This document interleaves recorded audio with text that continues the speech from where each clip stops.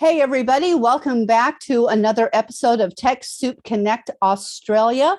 It is absolutely my pleasure today to have Jill Absolom with us, who I've met with before and done one-on-ones with regarding marketing and copywriting and strategies, and she is just absolutely amazing.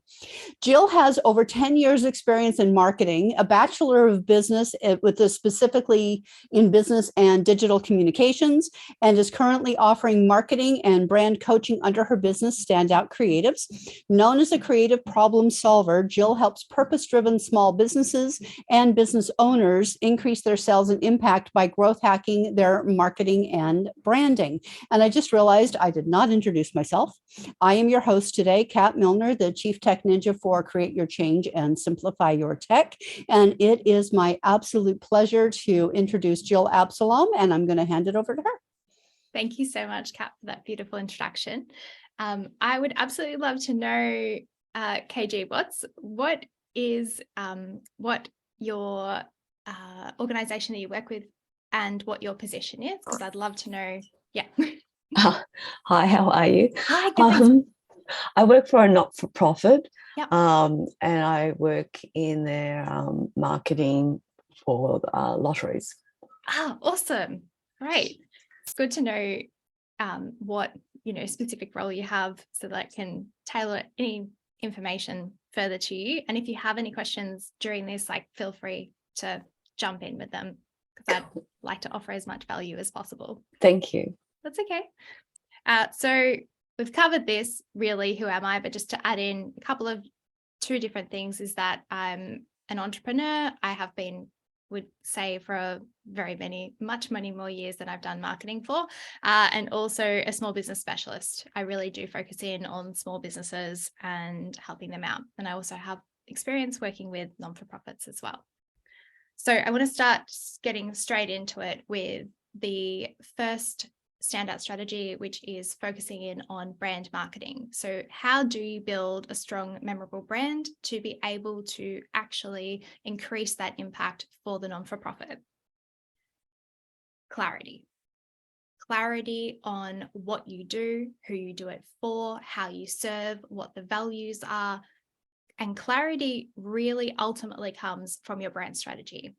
Now, if you've had one done previously, and you may have gotten parts of these information written out or created by someone else, but you really need to have it in one place that you can turn to often.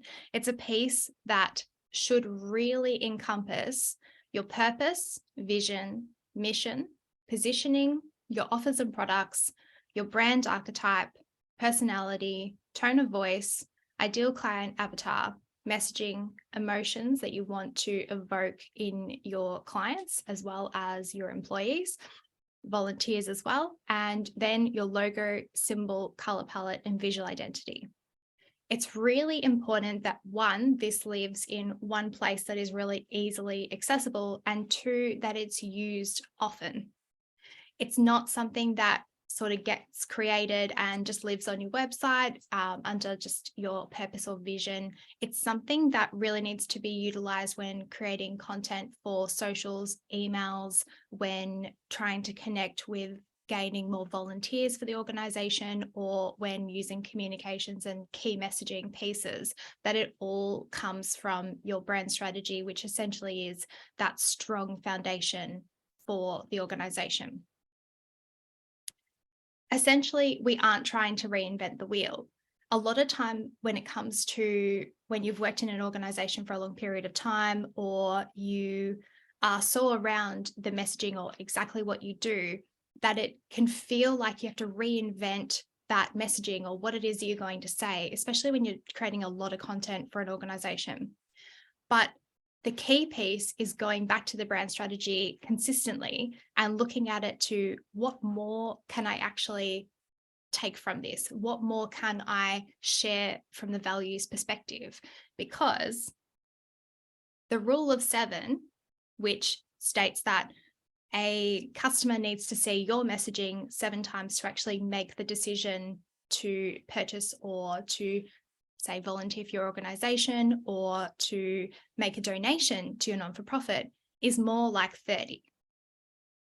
And if we really think about that in terms of how often is the content that we're putting out there actually really communicating our key message here, how often is it talking about our values, our mission, our purpose? Because saying it once is not enough to really get that opinion across, get the piece across, and actually communicate what it is that you do so that people can know what you do and get connected to that and want to be a part of that.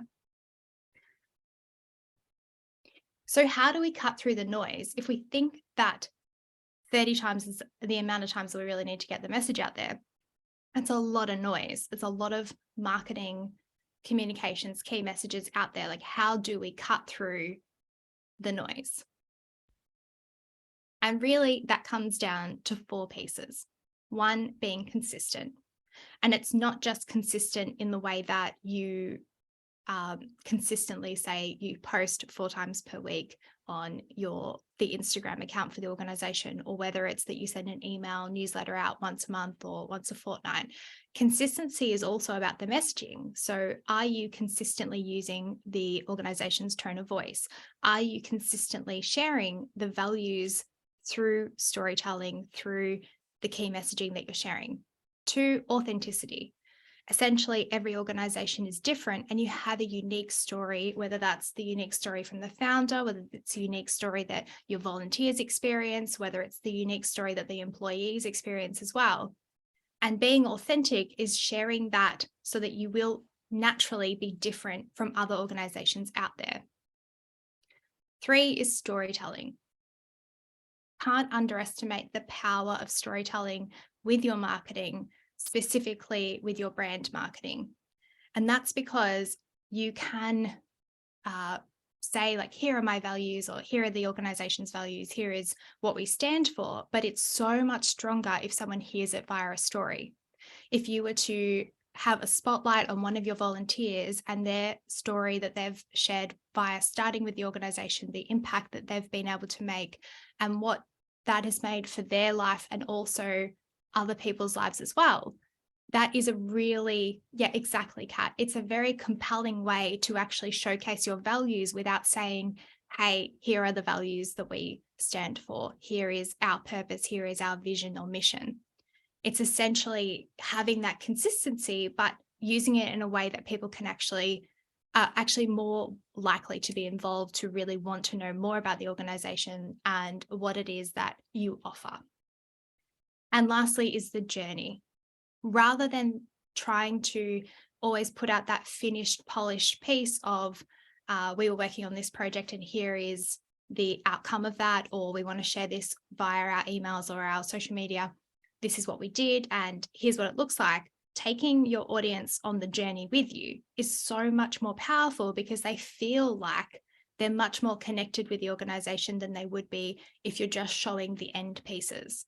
So whether that is gaining more momentum by sharing something that is coming up that you're working towards, whether that's a donation goal, whether that's a project that the organization is contributing to, or whether it's a volunteer goal that you've got, showcasing that journey and actually getting people involved in it. Like, this is what we're looking to work towards. We would love for you to be involved in this, and getting them involved as well is a really powerful way of standing out with your organization.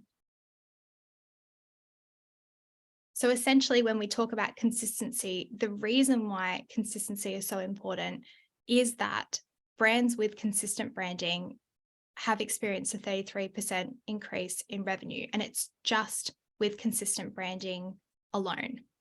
Now, when we think about a non-for-profit, this increase in revenue could be an increase instead in volunteers. It could be an increase in donations. It could be an increase in the ability to do more things just by being consistent with your branding. And usually when you hear branding, it can always be about the logo or the color palette or specifically what it looks like. And while that is important, it's important that the tone of voice, the messaging aligns with that and it's shared as one. The second standout strategy that I want to talk about is content marketing, which is how to use your non-for-profit's values to create content that stands out. Essentially, when we look at content pillars, usually these are the four that we would see, which is your educational, entertaining, inspirational, and promotional. Sometimes there can be a couple more, sometimes there can be a couple less, but these are usually like the stock standard content pillars. The thing about content pillars is, though, they don't just live on their own and they aren't powerful on their own. So when we have the brand strategy, which is what we just spoke about before, having a really clear vision, tone of voice, personality for the brand, as well as your values, and you build content pillars upon that, that is essentially then a pillar. It's got a strong foundation, and that content then can actually be more individualized, more specific to your business, and stand out against other non-for-profit organizations, which then leads to standout content that connects, captivates, and then converts. Thing is, when you don't have a foundation and no link to values with content, and you're just sort of pulling content ideas out of nowhere or feeling like it's a struggle to keep creating content to be able to actually get that, your messaging out there, you essentially just have floating concrete pieces, but they're not pillars because they don't have anything to actually stand upon. So there's going to be a disconnect between the content that you're putting out there and it not connecting, it not captivating, and it not converting. If people don't understand what exactly it is, why you do what you do, how you do what you do, and what it is that you do, then it's really difficult to get more volunteers on board. It's really difficult to get your messaging out there, and it's really difficult to be able to actually have the impact that you want to have with your non-for-profit. So using an example with my own values is that these are my 4 values for my organization. Yeah, exactly, Kat. That is why it can be so hard, because often we're looking at things in silos, like, oh, content's here and this is here, and it's can be difficult to go, how can I actually make content that is easy for me to do, be able to do more of it because it doesn't take so much time and energy, but get the message out there so that it's out there enough to hit that box of like 30 times that you want someone to hear that same message. So with my values, I have bold honesty / integrity, creativity and innovation, realness and vulnerability, and it's always got to be purposeful and meaningful. So when I look at, if we were to just take one pillar from what we covered before, so educational, and I was to use that educational piece to use my actual values to create content via my values, an example for bold honesty and integrity could be that when I say without a brand strategy, you don't have content pillars, you've just got floating concrete. To me, that's bold honesty. I could say it in a very different way. I could say it in a, hey, look, you really need to have a brand strategy. Otherwise, it's going to be difficult for you to create content. I'm saying your content pillars mean nothing without the brand strategy. They are just floating there. And it's really important to be clear on your values for the organization that, I mean, you could really tick a lot of value boxes. If you look at, you can get those sheets where they've got 300 values and you look at them and go, okay, what are the values for the organization? And you could tick a lot of them because essentially it isn't just really 4 to 5 to 6 values that you really hold, but the truest ones and the most important ones is the ones that you want to have as your organizational values. And then you need to be living them out. And it's really good to be able to use them to go, right, how is the content going to come from that? So for example, with creativity and innovation, for educational content for my business, what I do is I have a whiteboard. I absolutely love using whiteboards for demonstrational purposes. And I then break down, I made a video recently where most people think marketing comes in at the end with small businesses, where it's like a thing that once you've done all the other pieces, like created the business name, created the products and services, that then you add marketing in.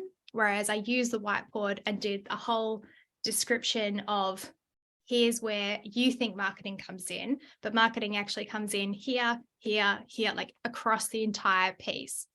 And that was me using my own creativity to be able to demonstrate an educational piece of content for the business. If your value was something different, say you do have the same value in its creativity, how can you creatively showcase educational content? How is that unique to your organization? How can that be put across? Realness for me, something that I've regularly said with my content is best practices aren't really that important if you aren't actually posting content to begin with. You can have all the strategies, but if that's stopping you from actually posting content for the business or for yourself, then how helpful is that? And that to me is a very real opinion, because you can come across a lot of other marketers who will say, no, these are the strategies and these are what you need to do.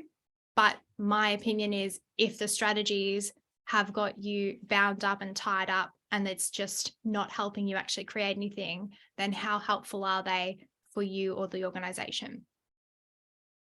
And then lastly, the meaningful piece is, and tying this in with storytelling, is that I've shared a story where a client didn't understand the value in which her service added to her clients. And so I helped her do an email sequence where we talked about the exact reason why her clients would want to sign up to this course that she was offering. And we really distilled down to go, okay, why do they really want to sign up to this? And it was because, one, the expertise she offers, but also this could help them fast track their careers in this specific area much faster than if they had tried to gain all this knowledge themselves over many years. And that ended up being something that she was able to get way more people than she originally had tried with her original email sequences, just by being clear on the value that her specific service offered these potential clients. And so when I share that, that's a meaningful story, because that's why I do what I do. But I'm also showing the expertise that I have, and I'm also showing what I do in my business. It's educational to the point of, this is what you could do as well, but here's why I do it the way I do it. And so with your organization, having those values and being able to use them to go, right, this is how we're going to create content, and this is why, and this is under this banner of educational or promotional, but it's coming from our own values, is how you're going to be able to live out your values without it just being something that just lives on the homepage of the website. And lastly, under content, say it, and say it again. So repurposing, not lazy at all to repurpose content. It's actually very strategic. We come back to that 30 messages that someone needs to see to be able to understand your value that you offer. They then need to be able to see that regularly. So if you're using the values to create pieces of content, repurposing that into other smaller chunks. So if you started with an email, to then repurpose that into a blog, to then repurpose that into an Instagram or Facebook, depending on what social media you use for the organization, to then repurpose that into reels or into carousels or static posts, is, yes, exactly, Kat. Saying the same thing in different ways can be absorbed by different learners. Same as if you want to be the top of mind organization for that specific impact that you want to make, it is important to be able to re-say that in different ways, but across different platforms, because not all of us are always on that same platform. Like some of us are sitting on Instagram, or other people are email people who really enjoy that specific content to consume. So if you feel like, oh, I feel like I keep saying the same thing over and over again, I guarantee you everyone's not reading everything you create. And so the more that you can actually say the same thing in different ways, you are actually doing a favor to the people who want to consume your content. Any questions so far before I jump into the third, email marketing? No, sorry. I should have apologized earlier. I've got my camera off because I'm not well. Oh, you poor thing. I just hiding behind the screen. Apologies. No No, worries it's at all. all good. Thank Okay, you. cool. Yeah, exactly, Kat. You hear different things each time you hear something, and it's the same way you take in different things when you watch a movie over. Exactly. And you've also got to think about your ideal client, the ideal audience member. They may come across that email and they might be busy. It might be a school pickup. It might be that they're in the middle of cooking dinner and they have a quick glance over and they might take one piece of information from it. But if you assume that they're reading everything in the same detail you created it in, then it's going to be a bit disappointing because they aren't actually taking everything from it that you kind of hoped they had. I specifically see this a lot when I work with businesses in the beginning with their marketing or communications. It's like they've got this big piece of like all these amazing things that they do, but I'm looking over the communications going, where is this being communicated? Like, is it actually in your annual general meeting report? Is it across your socials? Is it across your emails? How do people know what you do if it's not you just sort of telling me what it is? And so the third standout strategy is email marketing, how to increase your open rate and click rate through impactful storytelling. Now, email marketing is so important because you don't really own any of the social media channels that you're using. And yes, it can be incredible when they're working well for you, or whether it's that the algorithm at that time is working in your favor, but you don't own them and your account could be taken away like that. And so by having that email marketing, your email subscribers there, you're able to connect with them in a different way than you can on socials, and in a way that it's not just going to go poof and gone. You also are able to segment your audience in a way that you couldn't on socials either. So you can really apply a personalized touch to who you're talking to and why you're offering them that value there. I really love this quote, which is why I added it in, which is the best marketing doesn't feel like marketing. And this is really why I'm so passionate about impactful storytelling when it comes to emails. A lot of the time when I've worked with either marketers on their current email sequences or their newsletters, it's almost like they've been taught a certain way that emails need to be a successful email, or there's too much structure to the point where it feels like I'm just being sold to, or I'm just being asked to do something without actually having any kind of enjoyment or entertainment through an email. Whereas impactful storytelling, there are so many stories that you could share via emails that could captivate, connect, and convert your email recipients, such as the origin story of the non-for-profit. How did it start? Why did it start? What was the need? What was the initial impact reason? And then customer stories, as well as a founder story. Origin story and founder story can be linked, but it could be a little bit different. It could be the reason why the founder had these past experiences that then led to the origin of this non-for-profit. Same as employee stories. How has the organization impacted that employee? What has their experience been? How have they been able to help others through the non-for-profit? Same as volunteer stories. And these could be spotlight stories in your newsletter. It could be linked to a specific goal that you're trying to raise, whether it's a certain amount of volunteers you want to add to the organization, whether it's a certain amount of donations, that you are then telling these stories to be able to get your community on board and really invested in the non-for-profit in a way that they wouldn't be if you just put out emails with, this is what we'd like, this is what we're looking for, or hey, it's March and this is what we're focusing on this month.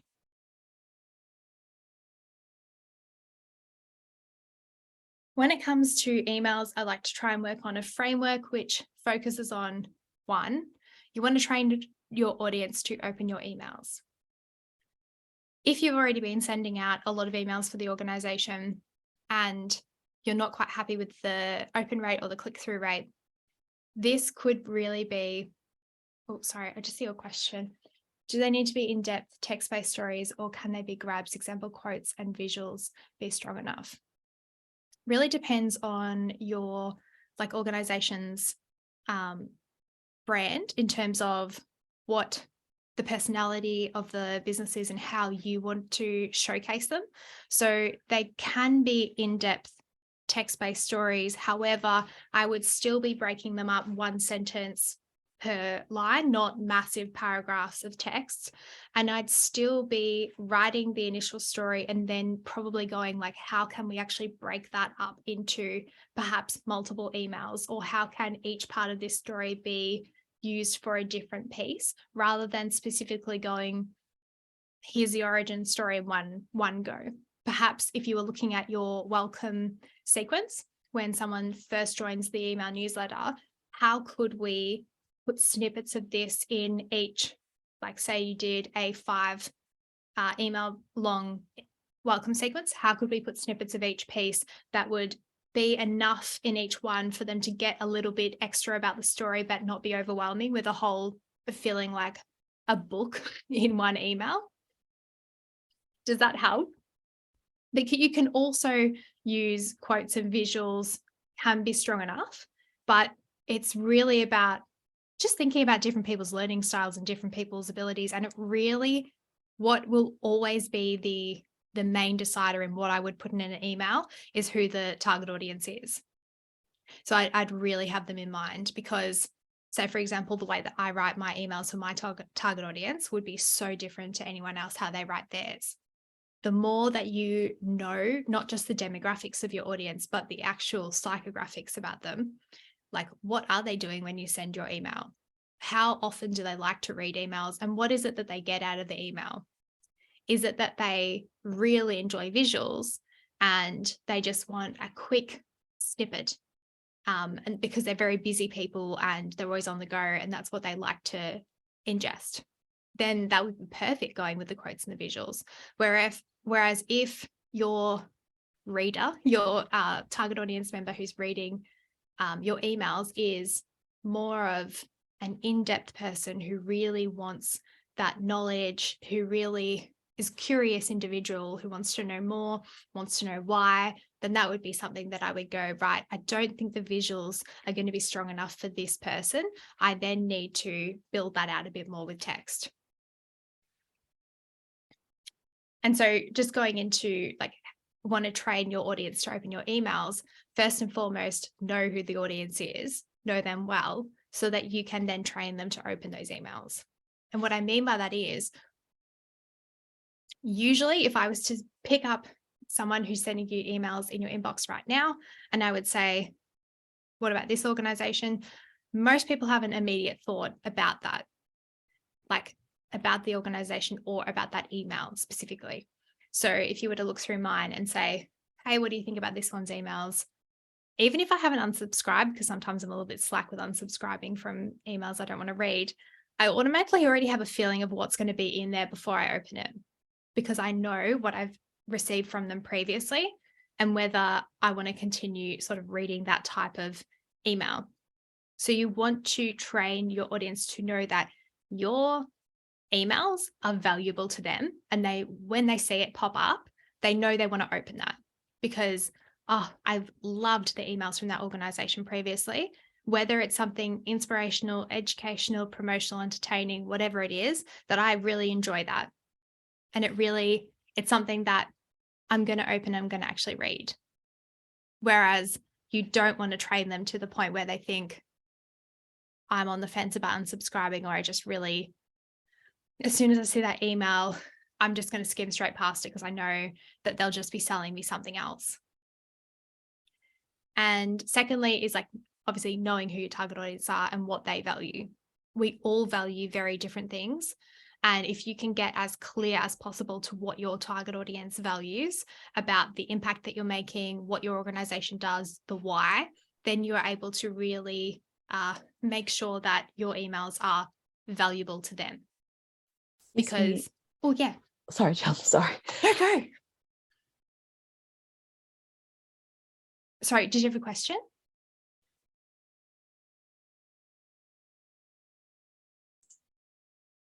Oh, No, all good.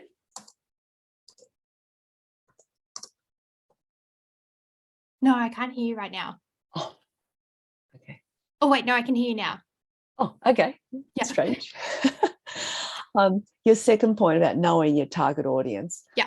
It's the fundamentals of marketing, but it is so hard to really know your audience, particularly when it's a large audience.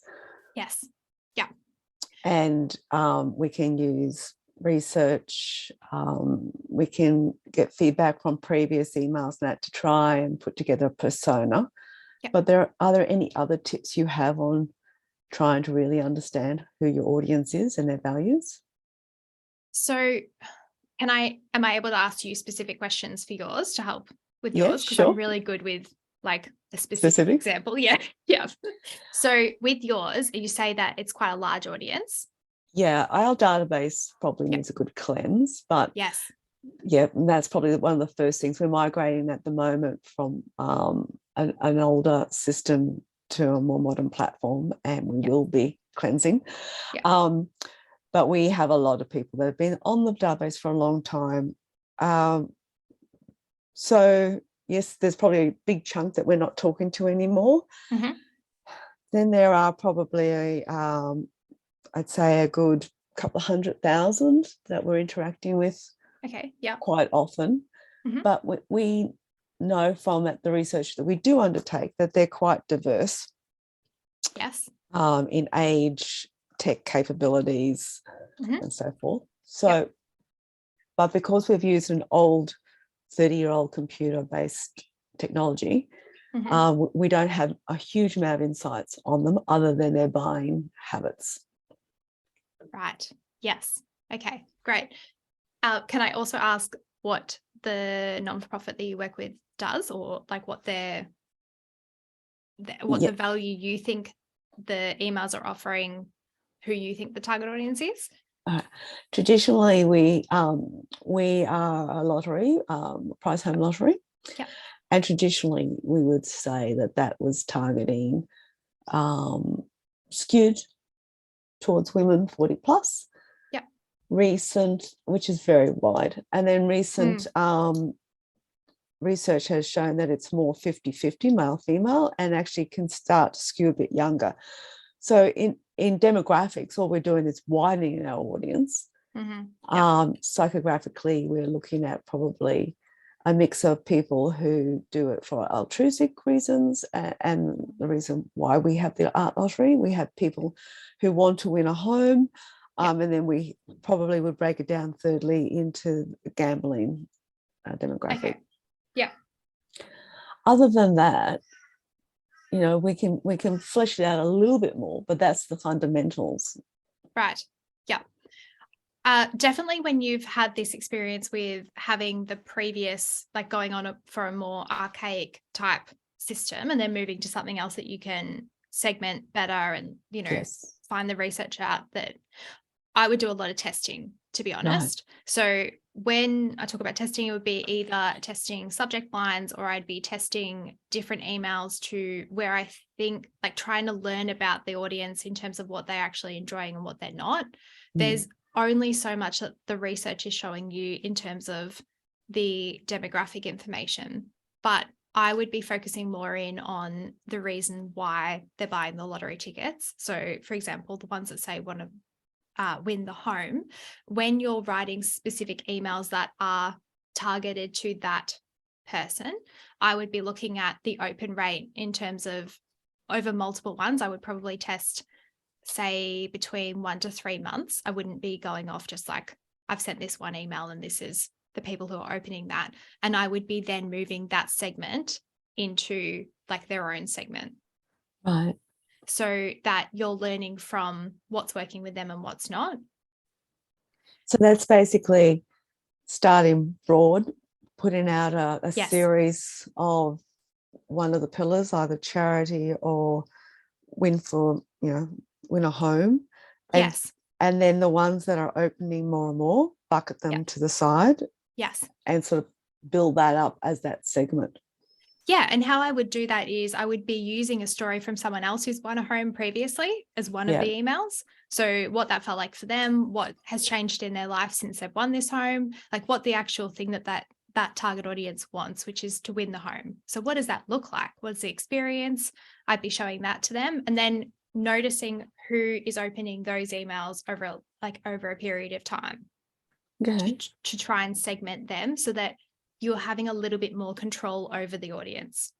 Because especially when you say like a larger audience, you're definitely going to need to segment better with a larger audience, because 100,000 to 200,000 people is going to be very difficult to have that specific ideal client avatar to then be able to just write the same email across and get the same results. Okay.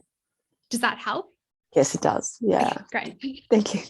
No, that's okay. Is there any so just that specific audience with the home, I would be writing a broad emails sequence along that specific line, especially when you've got do you have sort of set dates when like lottery tickets are on sale or yes. Yeah, okay, perfect. So I would be doing a campaign up to that point of when they are like tickets are open for sale.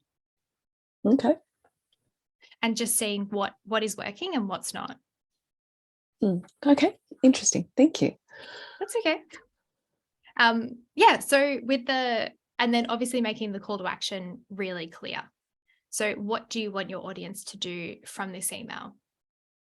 The more clarity that you can give them, that it feels really clear in terms of what the email is about, why, and then what the action you want them to take at the end of it. Like, do you want them to be looking at the landing page? Do you want them to be purchasing something? Do you want them to make a donation? What is it that you want them to do from that email is really important. So moving on to subject line. Subject line is one of the most important pieces that you can have with your email marketing. So I love this quote: treat your subject line like the movie trailer, give a preview so they know what to expect. And bringing it back to that point about you wanting to train your target audience to be able to be able to think about your emails as something they want to open, that subject line is going to be a really big key piece in working out whether they want to open that email or not. How to get great subject lines?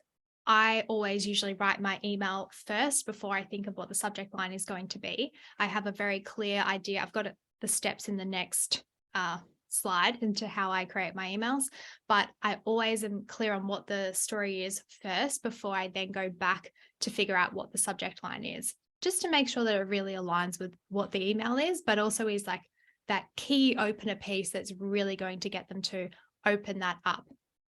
You can also do A/B testing with your subject lines to really get a clearer idea on whether this is a subject line that's going to do better than another one. And I would be testing that as well. So going back and going, okay, great. This is the email. Here's subject line A, here's subject line B, and then testing that to your audience. And then going back later on, having a look at the analytics from it, seeing which one worked better, figuring out why, and then repurposing that email later on, whether it goes into a sequence if it did really well for you, or whether it is something that you take one element from that email and then put it into a new one written in a different way. Same point of that repurposing strategy, but also saying the same thing just in a different way. So the steps that I follow when creating an email is, firstly, what is the point of the email? What is the point and like why are you writing this email? 2, who are you speaking to? Having the target audience in mind. What is the value to this person or this persona from this email?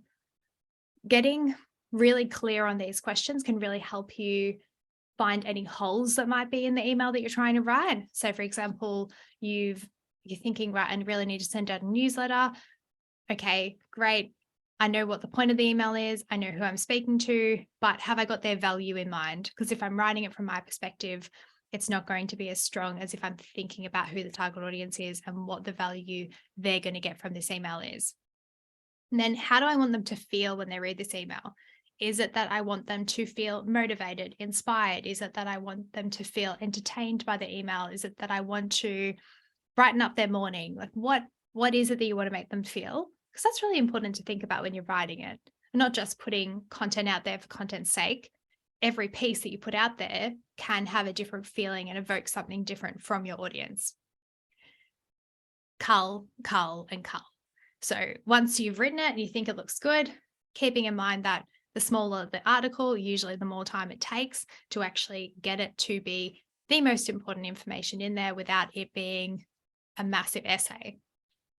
People really want to be able to skim over an email, which is why I usually do sentence long and then no long paragraphs, like breaking everything up so you can look over the email and get the main pieces that I really want to get across. And I essentially cull a fair bit of what I originally wrote into the actual last piece that gets sent out, because I know that I have a tendency to want to over explain or over talk, and I know I need to get that out because no one really wants to have the unnecessary pieces in there. And then lastly is writing the subject line last. Once I've got the email, it could be that I actually wrote something witty in the email that I'm going to use for the subject line, or I could just be clearer on what the point of the email is by the time it's finished, that I go, right, this is the value for the target audience. This is what I'm going to use as the subject line. I pulled this example from an email newsletter that was doing things slightly different. It is from Austin Kleon, who does weekly art, writing, and creative inspiration from, he's an author of Steal Like an Artist and other bestsellers. How he does his newsletter is, what he's known for is his weekly art. So he does little drawings every week, and he actually uses that to put in his email newsletters. So you can see on the right-hand side here, one is like a piece that he's blacked out and done a bit creatively. And the other one, that thank you for having me is actually on his welcome sequence email, the first email you get from him. And then it has just a little bit of text underneath it. And then on the right-hand side is just one of his weekly newsletter pieces where he was sharing these thoughts that he was having between imagination, reflecting, creating, sharing, etc. And what he does is the first piece of that email is his doodle for the week. And then he talks about who he shares, like other artists, other things that you should read, and then his perspective on it all. And that's why people sign up to it. He also has paid subscriptions available if you love what he sends, and he'll send you more if you pay for the other subscriptions, but these were just on the freebie ones. What I love about this is he's found his unique perspective and something that he does really well and that his audience loves from him. And so he makes that the hero of his emails and then uses text to back that up. So with your organization, with your non-for-profit, what is it that people love that you do? What is it that, yeah, exactly. It is really, I love how creative it is, but also it's really true to him and it's very on brand. So it's fun. And it's also, he would be definitely training his audience to expect this type of email from him, and that they're looking for, oh, I get a fun doodle and I wonder what's going on in his mind this week. So definitely thinking about how you could uniquely create emails that are not just like everyone else's, but how for your non-for-profit or your organization can you get creative amongst what makes you unique, whether it's unique personality, unique brand voice. How is it that you could share information in a way that actually gets people excited or gets people wanting to open your emails? Lastly, because I love Where's Wally, I just did a play on this. Where's Jill? These are the places you can find me if you want to reach out, chat more, or just follow along for the journey. Fun. And yeah, that's all for me. I welcome any questions and anything you'd like to chat about more in depth. Let's go for it. Sorry, I will turn on my camera now. Hello. that you've spoken to a black screen for so long. Sorry. No, Jill, that was really, really good. It's so refreshing just to stop and reflect on what you do and don't do. um, yeah, that was really helpful. A lot of the steps in writing, I think we do, but it is good to pull it back to the values, I think. Yeah. I mean, I'm not reinventing the wheel myself with any of this, but No. I definitely think sometimes it can just be that reminder, especially when I attend other people's marketing seminars, webinars, etc., that they just maybe might have it in a different perspective or a different way that they've been able to communicate it, or maybe it's just a reminder of like taking it back to the basics. Yes. Yeah. And I really liked the whole sort of breaking out the stories and the pillars around the content pillars. I think at where we've been is we've had quite a turnover of staff over the last couple of years, and then also as we're changing this technology, so there's more digital people coming in, and it's about bringing everyone back to the values and centering their focus on these pillars. Possibly the people who've lived and breathed it and know the values have gone. So it's just a time to refocus. I think it's a really lovely way to actually show it. Oh, I'm so glad that it's been helpful. I think it can be really difficult when like it's a constant churn of content, really, whether it's socials, emails, wherever. And when I think it's much easier for me to come into an organization on a consulting basis and be like, hey, look at all these cool ideas, because I'm new and I'm fresh to it. And I'm just using what you've got as that piece. Whereas when you're actually working within the organization, or me creating my own content, it can be difficult. It feels like sometimes they're in a little hamster wheel. Exactly. Thinking like what's the next thing that I need to share, and the more you know about your organization, the harder it is to think what is actually valuable to others, what is like, and I think that's probably the best piece there would just be the connecting to others. So whether it's like the more that you can actually get from your subscribers, the more that you can get from the people, like whether it's social media posts, whatever, the more that you can actually connect with them and actually find out using their words what they find valuable, way better and way easier it is for you in your work. So true. No, thank you. I really appreciate it. It was great. I'm so glad to hear that. Thanks so much for attending. Thank you. Yeah, thanks for attending, even though you're not feeling well today. I hope you get feeling better. No, I'm fine, Kat. I was just sitting here with my tissues and everything. I'm like, people don't need to see that. That's the beautiful thing about virtual events as well, is you can't give anybody your cold. Correct. Yes, you can still attend. You can still attend. Although that can work to your disadvantage when you're working from home. They're like, oh, we don't care if you're sick, just work anyway. Just better to keep the germs here. Yeah. But I absolutely loved the concept of the floating concrete without the foundation. Thanks. And they're just randomly posting, because so many people that I work with just randomly post and struggle to come up with content without that connection and that plan. And I just thought that was absolutely invaluable. And then the structure on the emails I thought was just fantastic. Thanks so much, Kat. I always get so much out of our conversations and your presentations. You're just always so glad. Stuff. To me, like, going back to my values, but just that authenticity piece and the realness piece is that I've seen a lot of people create a lot of pretty documents that, just great, like marketing plans that aren't really connected to what the struggles the organization are having, or what they really need help with, or what's going to make the biggest difference. And I think the more that you can pare it back, the more that you can simplify things, the better it is. Yep. Absolutely. I always tell my clients, when you simplify, you set yourself free. Yes. And you can get more creative then. Yeah, exactly. Yeah. And I especially really liked that rule of 7 has now become more like 30. And it kind of gives you permission to not have to struggle with content so much. Yeah. Because it's actually an interesting point, because I believe in brand and I believe in repetition to get the brand message out. But at the same time, there is this, for example, EDMs, there's this belief that you can overdo it. And if you keep doing it, you're going to have a wear out factor. So that would be an interesting point. What's your thoughts there, like over a weekly period. Yeah.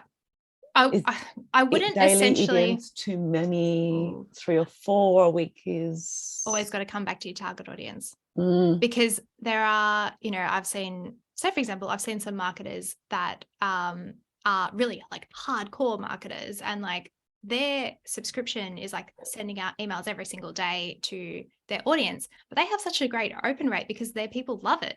Like they love that personality and they love that like being in their inbox every day. Whereas if that was to me, I'd hate it.